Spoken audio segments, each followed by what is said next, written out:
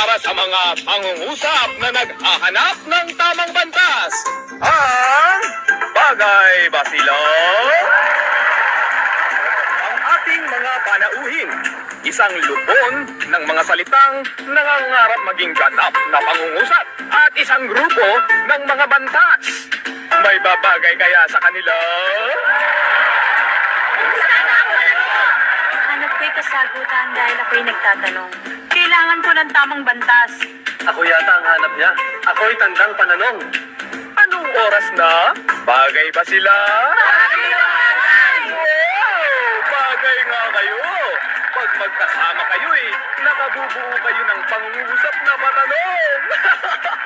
Susunod na panauhin.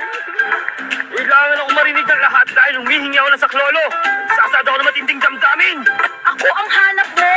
Pandang padamdam ako. Saklolo! Ano sa palagay nyo?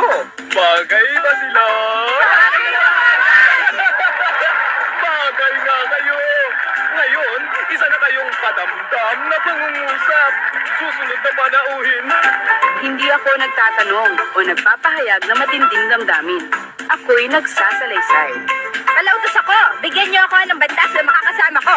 Pakiusap ko po'y mabigyan ng bantas upang ako'y makumpleto. Kung ganoon, isang tuldok na tulad ko ang kailangan ng tatlo. Uwi na ako. Bagay ba sila? Sumali ka na sa laro. Bagay ba sila? Pakidala ang libro. Bagay ba sila?